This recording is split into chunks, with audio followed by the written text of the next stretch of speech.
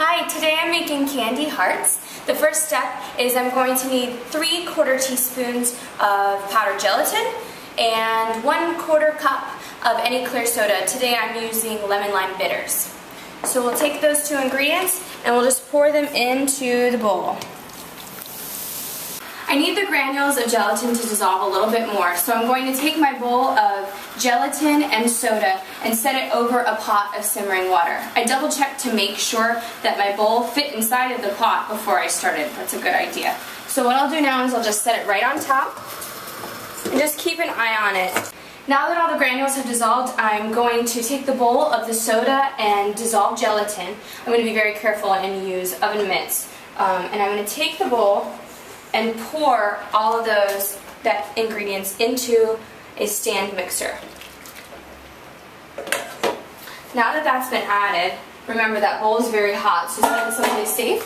Now that that's been added, I'm going to add about 3 cups of powdered sugar. I'm going to add them slowly and put them on the lowest speed of my mixer. I know that they're done because once I've taken it out of the mixer, if I put my finger in, it's nice and stiff. It kind of holds its shape. It's a good idea to keep a little extra powdered sugar on hand while you're doing the kneading process. It will make things a little less sticky for you. Like I have a sticky spot right here, so I'm going to take some of this sugary dough that's stuck to it, stick it in there, and add a bit more powdered sugar into it. I've separated my sugary dough into 4 separate balls. You can see right here. I've chosen 4 balls because I'm going to make 4 different flavors. The first one is green tea, and I'll be using green food coloring. Copper color food coloring for vanilla, yellow for banana, and pink for peach. What I do now is I need to make a small well in the middle of each ball. I can add my flavor into that well. If you're using gel colors, use a toothpick to get out a little bit of that color. A little bit goes a long way with food color, just remember that. Now that I've put all of those together, I'm going to knead it until the color and flavor are well incorporated. Now that I've finished incorporating the colors and flavors into each of the balls of sugar, I'm going to take one and set it on a clean and then powdered sugared surface. So I've cleaned off my surface and now I've added powdered sugar to it. I also have a rolling pin that I've added a little powdered sugar to. I'm going to roll it out nice and thin. You want to make sure that it's thin and even on all sides.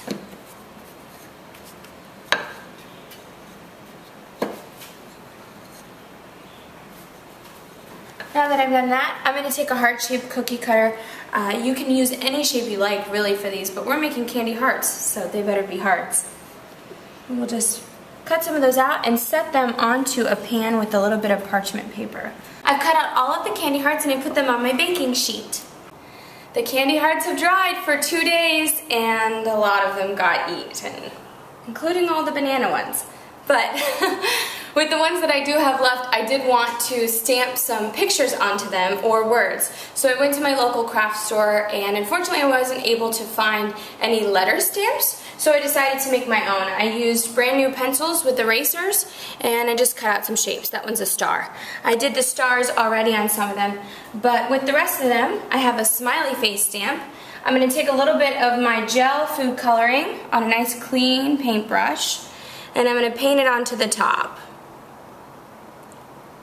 I want to make sure that it's nice and even over the top. I'm going to add a little bit more food coloring.